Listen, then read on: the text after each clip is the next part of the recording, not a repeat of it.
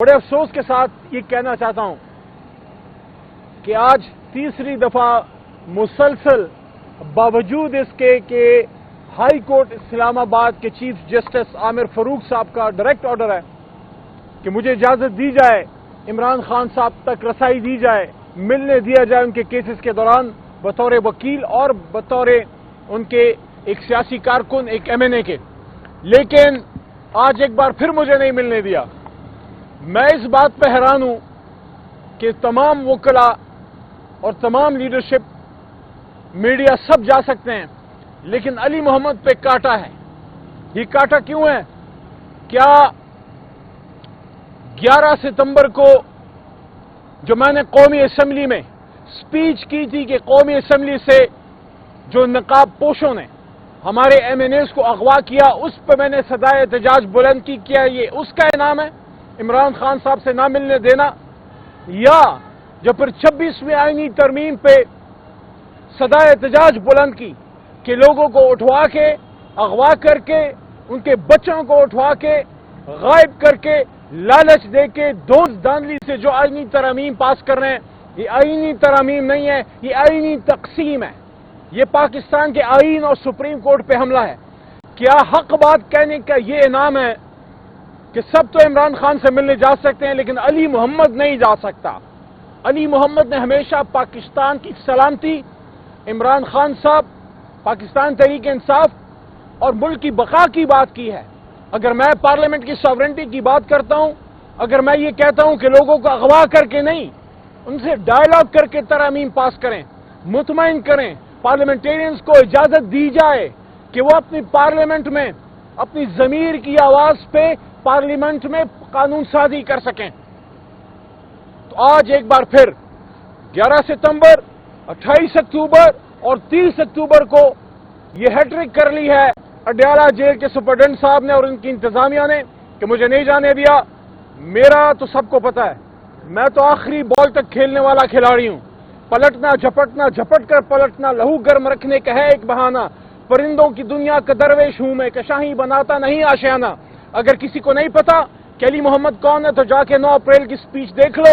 جب کوئی نہیں ہوتا تو علی محمد کھڑا ہوتا ہے، علی کا کام ہی کھڑا ہونا ہے۔ تو آج انشاءاللہ میری پٹیشن اسلام آباد ہائی کورٹ میں توہین عدالت کی موو ہو جائے گی۔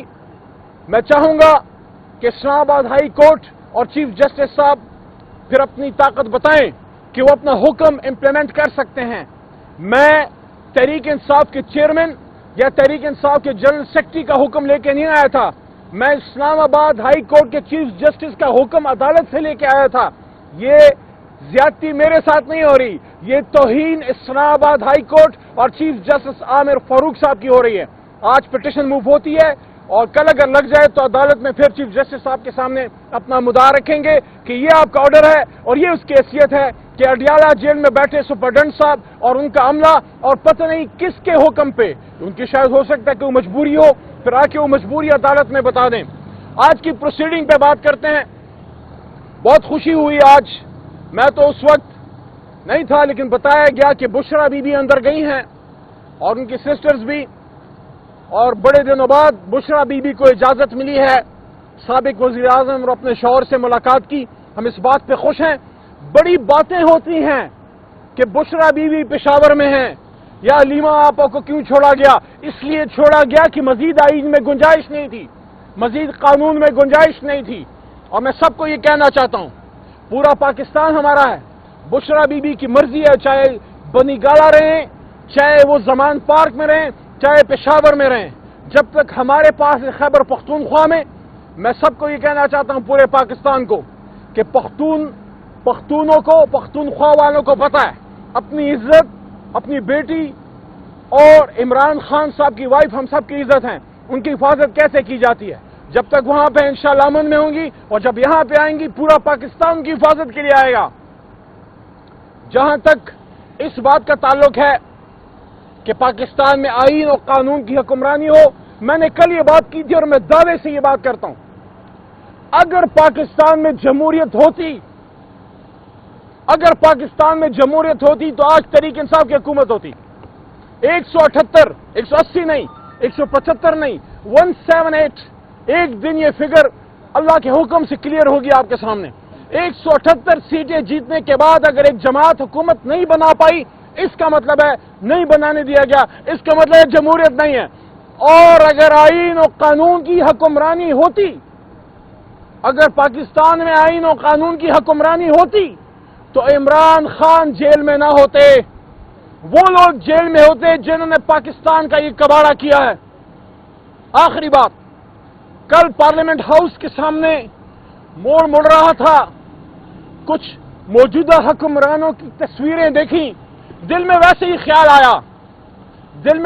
خیال آیا کہ جو لوگ عوام نے تو ووٹ نہیں دیا، نہ شہباز صاحب کو دیا ہے، نہ مریم صاحبہ کو، نہ میاں صاحب کو، نہ زرداری صاحب کو، نہ بلاول صاحب کو. عوام تو لے کے نہیں آئے، لیکن جو لے کے آئے ہیں ان سے علی محمد خان سوال کرتا ہے. مانا کہ پاکستان تجربہ گاہ ہے، لیکن کتنے تجربے کرنے پڑیں گے مزید؟ کتنے تجربے آپ اور کریں گے؟ یہ وہ جنریشن ہے، یہ وہ قوم ہے جو بڑی ہو گئی ہے ان سیاستدانوں کو دیکھ دیکھ کے.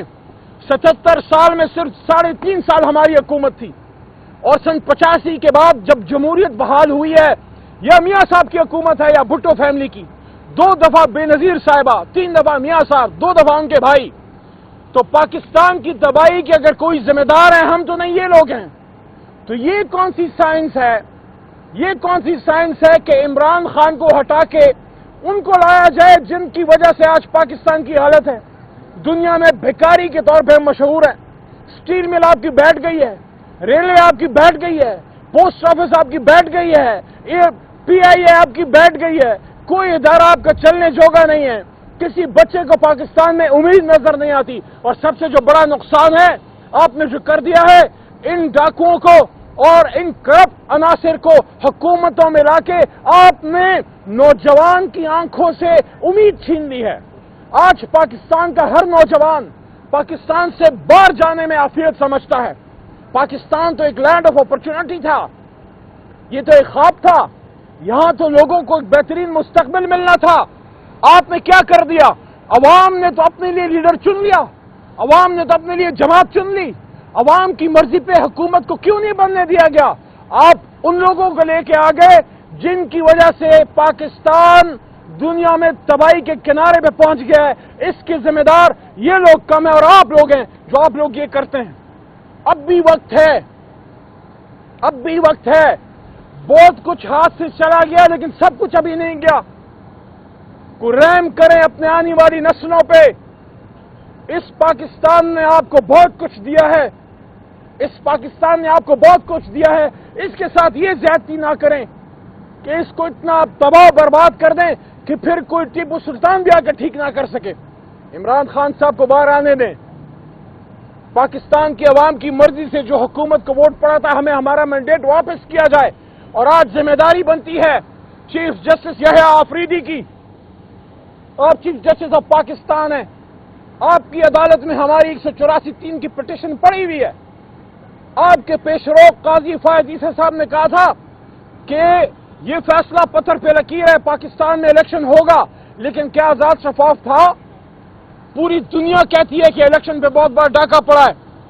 چیف جسٹس صاحب محترم آفریدی صاحب، آپ سے ہماری استدعا ہے، باوجود اپنی بے شمار ریزرویشنز کے جو 26ویں آئینی ترمیم پہ ہے، ہم نے آپ کو ویلکم کیا ہے اس امید پہ کہ آپ وہ انصاف کریں گے جو انصاف قاضی فائد عیسی صاحب نہیں کر سکے. اور سب سے اہم انصاف یہ ہے کہ 184(3) کے نیچے جو ہماری پٹیشن پڑی ہوئی ہے، آپ 8 فروری کے الیکشن کا آڈٹ کیجئے تاکہ دودھ کا دودھ اور پانی کا پانی ہو جائے. آپ کمشنر راولپنڈی کو بلائیے، اس سے پوچھئے کہ کیا ڈرامہ، کیا فراڈ ہوا تھا، اور یہ بھی انشور کیجئے کہ الیکشن کمیشن سپریم کورٹ کے فیصلوں پہ عمل درآمد کرے. یہ سپریم کورٹ تبھی سپریم ہے جب اس کے فیصلے پہ عمل ہوگا، نہیں ہے تو پھر کوئی حیثیت نہیں رہ جائے گی. جو 8 جج صاحبان نے فیصلہ کیا تھا تحریک انصاف کے حق میں ریزرو سیٹوں کا، اور اس کے ساتھ ساتھ تحریک انصاف کو ممبران کو اجازت دینے کا کہ اپنی جماعت میں جائیں، ہمیں ہمارا بلہ، ہمارا نشان واپس کیا جائے، ہمیں ہماری ریزرو سیٹیں واپس کی جائیں، اور اگر اس ملک میں جمہوریت سے چلانا ہے تو پھر آپ کو جمہور کی ماننا پڑے گی، اور جمہور نے اپنا فیصلہ 8 فروری کو دے دیا تھا کہ کون بچائے گا پاکستان؟ اللہ کے حکم سے عمران خان۔ بہت شکریہ۔